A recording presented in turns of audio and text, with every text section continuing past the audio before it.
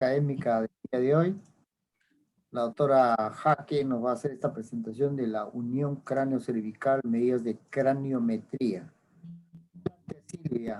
Cintia.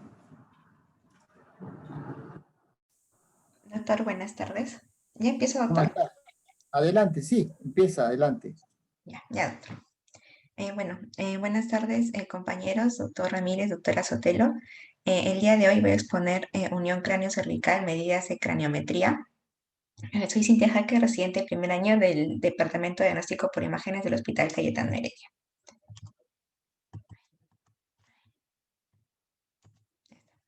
Ya, el día de hoy, vamos a ver primero los objetivos, la anatomía de la unión cráneo-cervical, las medidas de craniometría, las principales anomalías congénitas de la unión cráneo-cervical, unos 4 casos, las conclusiones y la bibliografía.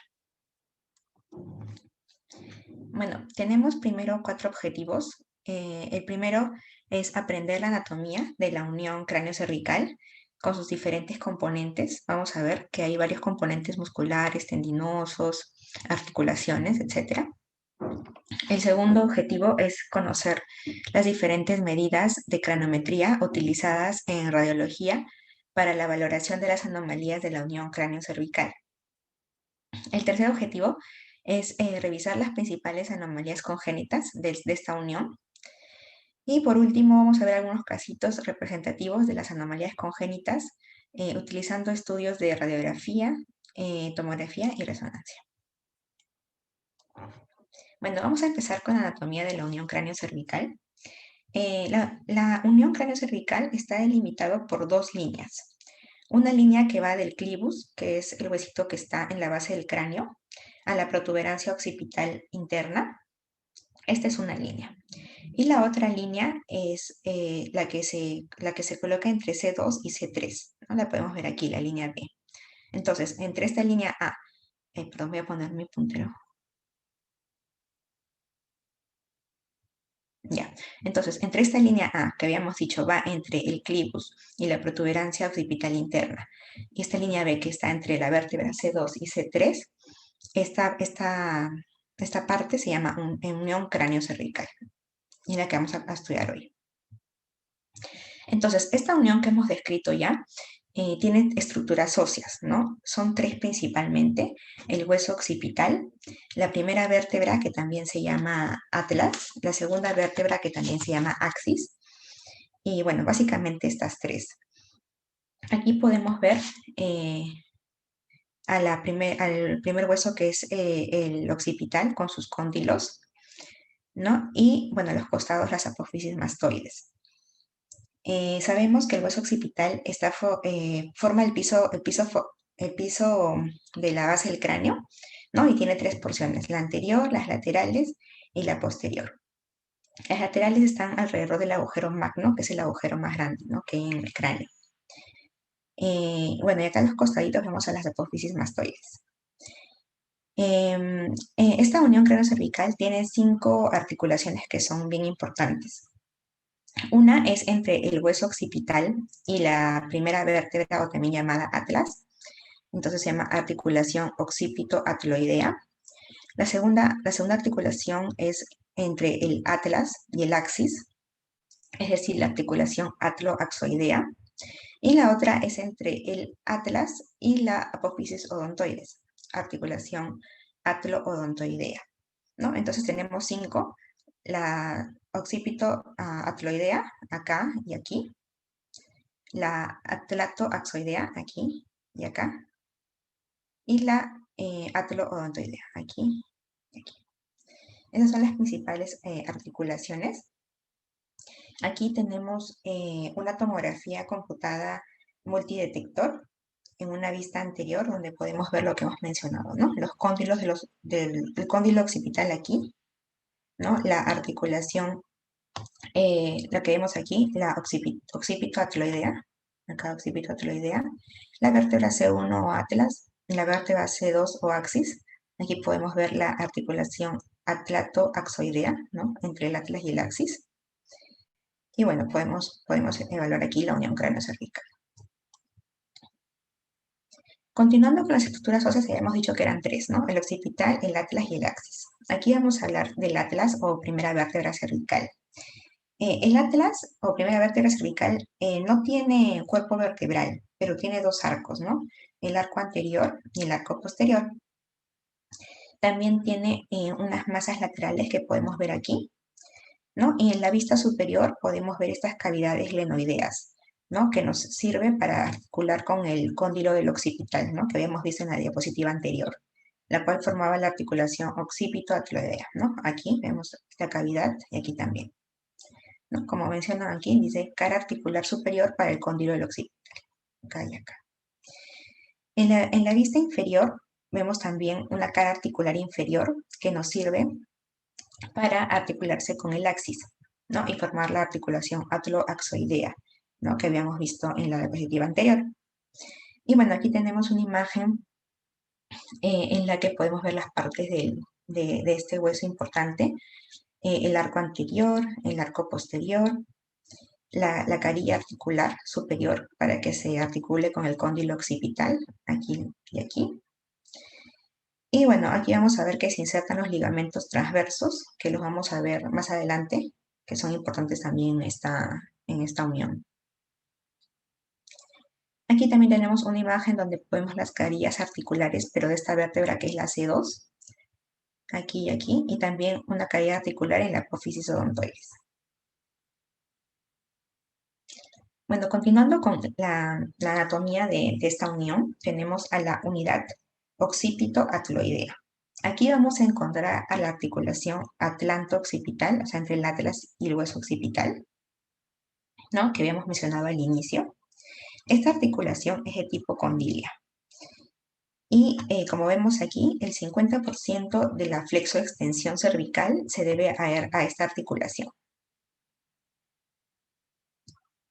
Dentro de esta unidad occipito-atloidea, vamos a tener también unas membranas. La membrana atlanto-occipital anterior, que la vemos aquí, y aquí. Esta se inserta en el margen superior del atlas y el borde del agujero magno, ¿no? Aquí también lo podemos ver. Y en esta membrana hay unos pequeños orificios o defectos por donde permiten el paso de las arterias vertebrales, ¿no? Y de los nervios espinales. También tenemos la membrana atlanto-occipital posterior. Esta va desde la protuberancia occipital al arco posterior del C1, de la primera vértebra. Esta no es muy importante porque no da un buen sostén. No es que favorezca mucho el sostén de la unión, pero también se menciona. Continuando con la anatomía, tenemos a la unidad atlantoaxial, es decir, entre el atlas y el axis. Aquí encontramos a la articulación atlantoaxial, ¿no? Que son articulaciones sinoviales. Habíamos comentado que en la vista inferior del atlas tenemos a las caras articulares que conectan con el axis. Entonces, aquí es donde se forman estas articulaciones que son tipos sinoviales. En esta unidad también encontramos otra articulación importante, que es entre la apófisis odontoides y el arco anterior del atlas, como podemos ver aquí, ¿no? Acá está la apófisis odontoides y acá está el arco anterior. Y en parte de la anatomía del atlas, hay que recordar, ¿no? Que no tenía cuerpo, tenía un arco anterior y un arco posterior. Y en el arco anterior, como podemos ver aquí, hay una cara articular para el diente, ¿no? Para el diente o apófisis odontoides. Y aquí podemos ver, ¿no? El arco anterior con su carilla articular y la apófisis odontoides del axis. Bueno, como habíamos dicho, en esta unidad atlantoaxial tenemos las articulaciones, ¿no? Que acá la podemos ver también en esta imagen, atloaxoideas. Entonces, vemos aquí que el 50% de la rotación cervical se debe a esta articulación. Entonces, es muy importante conocerlo. También dentro de la anatomía vamos a encontrar ligamentos, ¿no? El ligamento cruciforme, el ligamento alar, el ligamento longitudinal posterior y la membrana tectoria.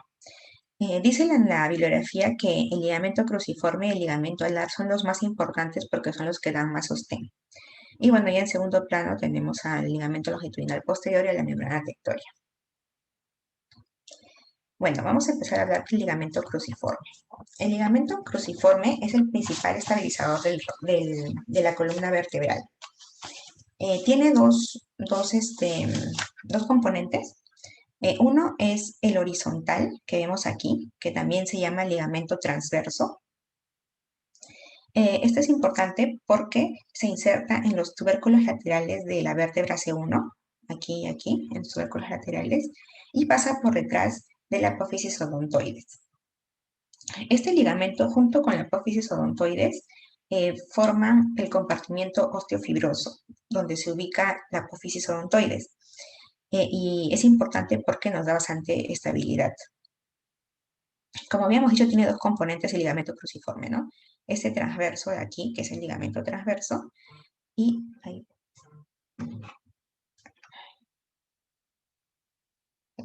parece que me llaman. Ya. Tenemos el ligamento cruciforme, que es el ligamento que tiene estas dos componentes, el transverso que ya hemos mencionado, que va de la apófisis lateral de la vértebra C1, y este ligamento de aquí, que es vertical, y forma una cruz, ¿no? Por eso se llama cruciforme. Estas fibras verticales van desde el clivus por la parte superior hasta la cara posterior de la apófisis odontoides, ¿no? Y son importantes porque al cruzarse y al dividir al ligamento transverso aporta mayor estabilidad. Aquí, por ejemplo, tenemos una imagen del ligamento transverso, ¿no? Vemos que se van que se unen, eh, que se unen de lado a lado en la vértebra C1. Y aquí vemos a las fibras del ligamento vertical, que en algunos casos puede ser vertical, puede ser oblicuo, hasta horizontal, pero siempre se cruzan, ¿no? Por eso es llamado el ligamento cruciforme. Ya. Ahora tenemos a los ligamentos alares, que son los que tenemos aquí. La función de estos ligamentos es limitar la rotación axial e inclinación lateral durante los movimientos de flexo-extensión. Estos ligamentos son pequeños y se extienden desde la apófisis odontoides hasta la parte más interna de los cóndilos occipitales, como podemos ver aquí. En alguna bibliografía dice que de haber ruptura del ligamento cruciforme, del que hemos visto antes, estos ligamentos alares son los que serían los segundos en brindar el sostén, ¿no? De la parte cervical. Aquí tenemos la imagen, ¿no? Del ligamento alar desde el cóndilo occipital hasta la apófisis odontoides. Aquí también. Y aquí también en esta imagen de resonancia. El cóndilo occipital, la apófisis odontoides y los ligamentos alares. También tenemos a la membrana tectoria. Esta membrana está unida a la cara posterior de la vértebra C2. Aquí, como la podemos ver, ¿no? La vértebra C2 y acá vemos la membrana tectoria. Y bueno, por arriba se continúa al borde anterior del agujero occipital. Y bueno, por abajo va por la cara posterior de C2, ¿no? Esta membrana se encarga de la estabilización durante los movimientos de flexión, pero su aporte en sí ha sido controversial porque algunos autores dicen que no da mucha estabilización de la parte cervical. Aquí también podemos ver a la membrana tectoria, ¿no? Por la parte posterior de C2, que continúa por arriba, por el agujero, el borde anterior del hueso occipital. También tenemos el ligamento longitudinal anterior. Este va por toda la parte anterior de la columna vertebral, vemos aquí, ¿no? Y en este punto se divide en dos componentes, ¿no? Una es la membrana occipito-pateloidea que habíamos visto al inicio, ¿no? Que habíamos visto que se inserta en la parte superior del atlas con el borde anterior del agujero magno, ¿no? Y bueno, y el otro compartimiento es el atloaxoideo, que está menos desarrollado. Aquí podemos ver, ¿no?, el ligamento longitudinal anterior que va por la parte anterior de los segmentos vertebrales. También tenemos el ligamento apical, que va desde la punta de la apófisis odontoides, ¿no?, hasta la base del clivus, ¿no? Aquí y aquí. Bueno, también de este ligamento también se ha discutido su aporte porque se hizo un estudio en cadáveres donde se vio que solamente el 80% tenía desarrollado este ligamento, el resto no. Entonces, se podría decir que su aporte a la estabilización cervical no es suficiente. Bueno, continuando, vamos a ver ahora las medidas de craniometría. Vamos a ver las líneas básicas. Vamos a empezar con la línea de Chamberlain. Esta línea es una línea trazada desde el extremo posterior del paladar duro al borde posterior del foramen magno. Vemos aquí, ¿no? Aquí también, en esta imagen, el borde posterior del foramen magno al extremo posterior del paladar duro. Vemos que en el 50% de los sujetos normales, la apófisis odontoides del C2 va a llegar a este nivel o máximo lo que puede llegar es hasta ese nivel. Si pasa, ya estaríamos hablando de una malformación que se llama invaginación basilar, ¿no? Si es que pasa más de 3 a 5 milímetros. La segunda línea es la línea de MacGregor, que va desde la superficie superior del borde posterior del paladar duro, o sea, desde aquí, hasta la porción más profunda del hueso occipital. Esta línea se usa más que la línea de Chamberlain porque es más fácil de encontrar sus límites, ¿no? Desde la parte más baja del occipital hasta el borde posterior del paladar duro.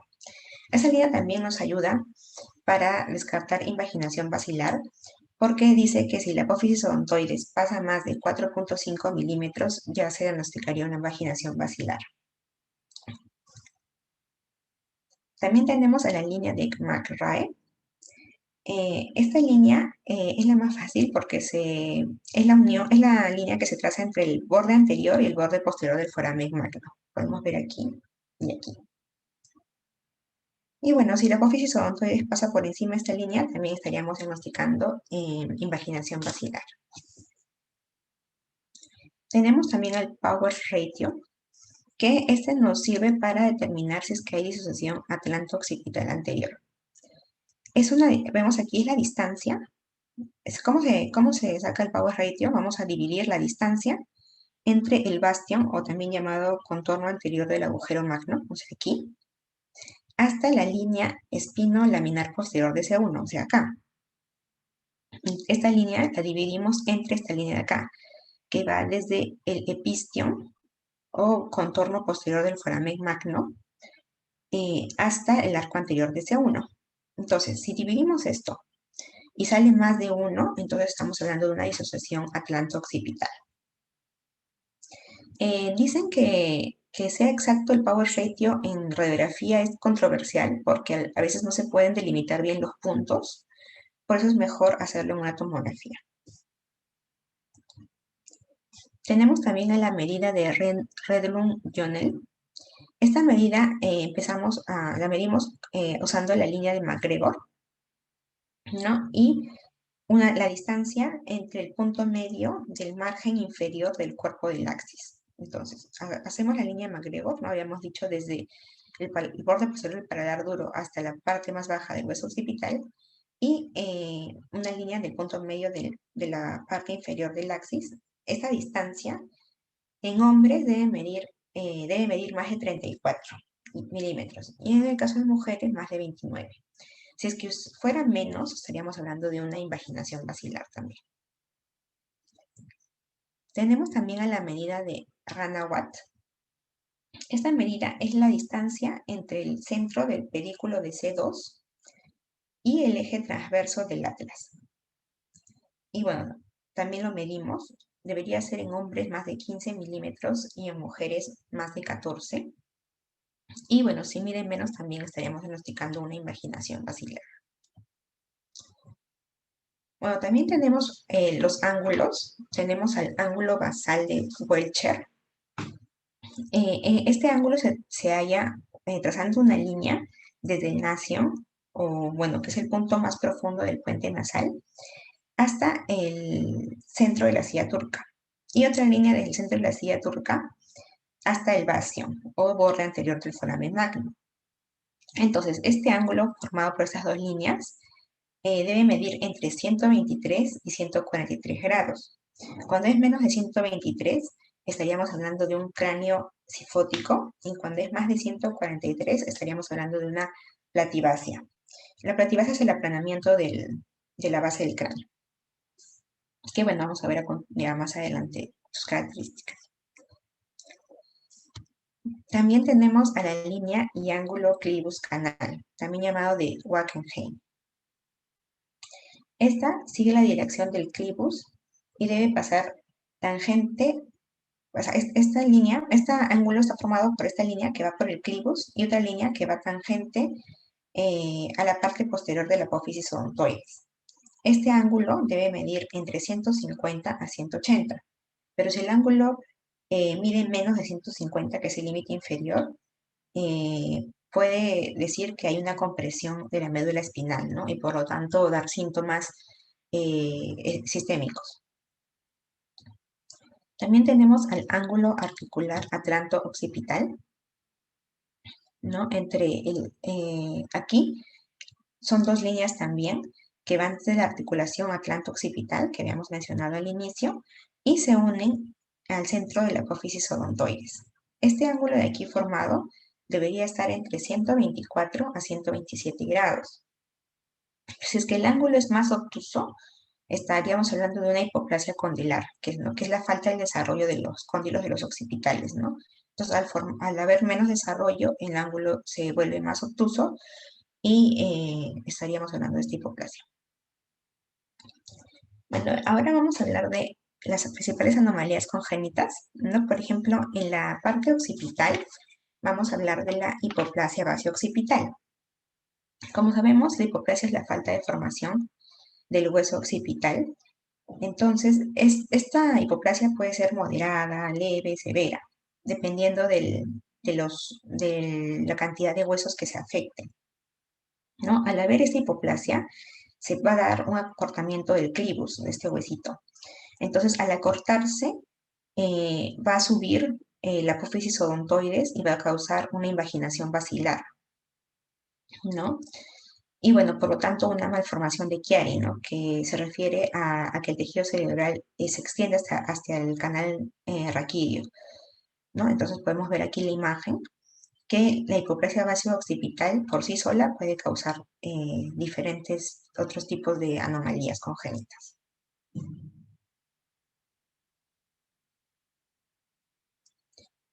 También tenemos en la parte de la unión atlanto-occipital que habíamos visto al inicio, vemos a la asimilación del atlas al occipital. ¿Qué quiere decir? Se refiere que la segmentación del hueso está mal hecha y hay una fusión, ¿no? Entre el atlas y el occipital. Entonces, esto puede ser parcial o completo. Pero si es que hay una fusión del atlas con el occipital, la apófisis odontoides va a subir y también va a causar una invaginación basilar. Hay que recordar que cuando tenemos una asimilación del atlas al occipital, o sea, una fusión del atlas al occipital, puede haber fusión de otras vértebras también. La más frecuente es de que se fusione la tercera con la segunda. ¿No? Aquí también vemos la fusión. Bueno, en el grupo de las malformaciones congénitas del axis, tenemos al os odontoideum. El os odontoideum es un hueso independiente que se localiza en el cuerpo del axis, ¿no? Y ocupa el lugar de la apófisis odontoides, ¿no? Entonces parecería como si la apófisis odontoides se hubiera fracturado, ¿no? Y bueno, en algunos casos la fractura de la apófisis odontoides es un diagnóstico diferencial, pero se diferencia porque cuando hay una os odontoideum, el arco anterior del atlas está redondeado e hipertrofiado, como podemos ver aquí, ¿no? A diferencia de la fractura, en la que la fractura sí se vería, el arco anterior se vería normal. Bueno, vamos a continuar viendo unos casitos para tratar de consolidar lo que hemos visto. El caso 1 es de un paciente de 41 años en seguimiento por un cavernón. Vemos aquí que hay disminución del tamaño y aplanamiento de los cóndilos occipitales, ¿no? Entonces, al haber disminución del tamaño y aplanamiento, le diagnosticamos una hipoplasia condilia, ¿no? Y también vemos aquí que hay una fusión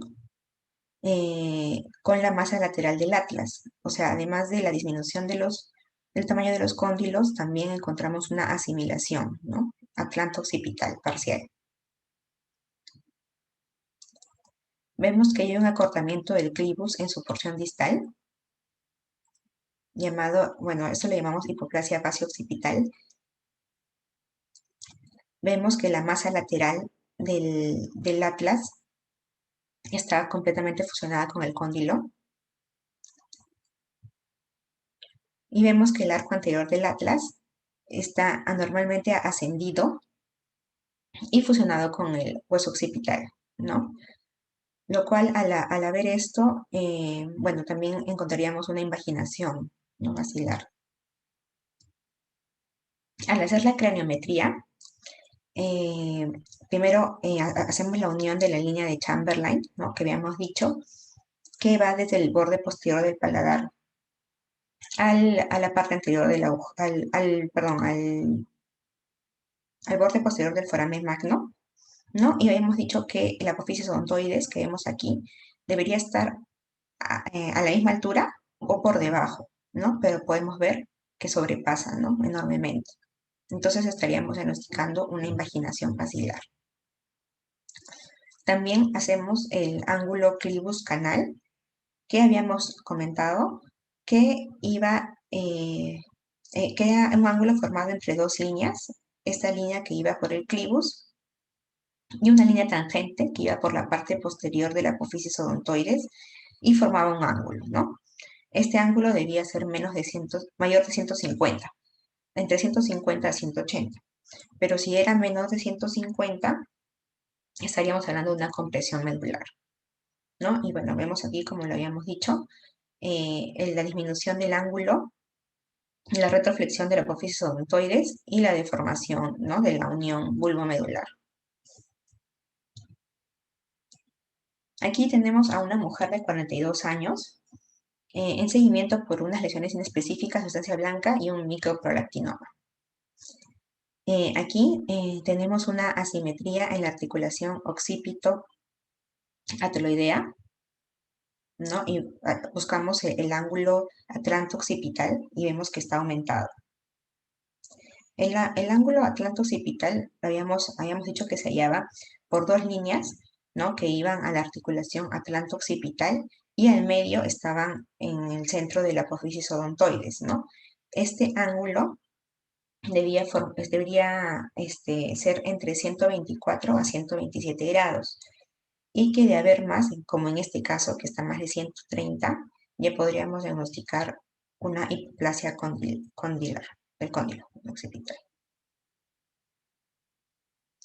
¿No? Como habíamos comentado aquí, la hipoplasia cóndilo occipital derecha, ¿no? El ángulo atlanto-occipital que ya hemos mencionado, que va a las dos articulaciones atlanto-occipitales y al medio de la apófisis odontoides, y el ángulo clivus canal que está disminuyendo, ¿no?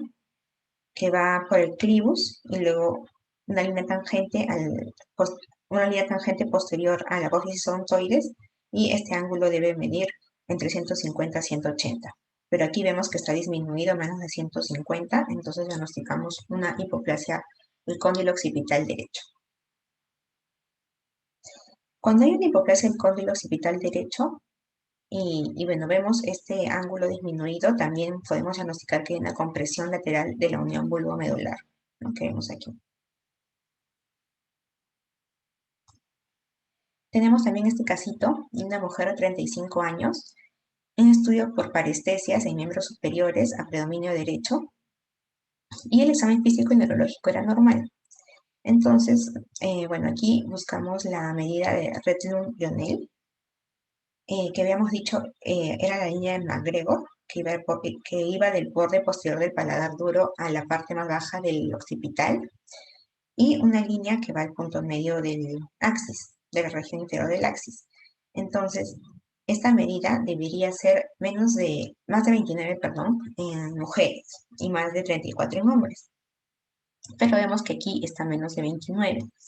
Entonces, con esto podríamos diagnosticar una invaginación basilar.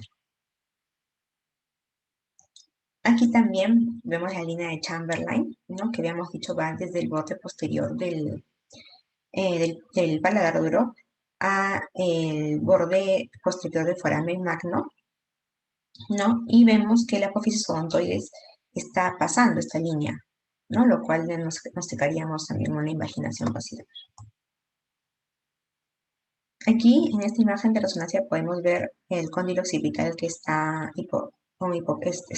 tiene una hipoplasia, ¿no? Lo cual puede haber llevado a la invaginación basilar.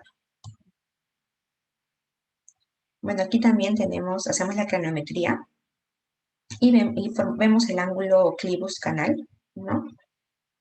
Que va por el clivus y luego otra línea tangente a la parte posterior de la apófisis odontoides, ¿no? Y esto si mide menos de 150, entonces estamos hablando de una hipoplasia condyle, de una compresión medular. Y bueno, la línea de Chamberlain, ¿no? Que, que va desde el borde posterior del paladar duro al borde posterior del foramen magno. Y bueno, vemos que la apófisis odontoide sobrepasa más de 10 milímetros. Entonces, diagnosticamos una invaginación basilar, una hipoplasia base-occipital y una hipoplasia condilar, ¿no? Con la imagen anterior. Aquí un varón de 69 años que ingresa por vértigo rotatorio y TEC con pérdida de conocimiento. Se sospecha de una isquemia vértebro-basilar. Aquí vamos a ver una malformación del clivus que presenta una morfología alargada y aplanada, ¿no?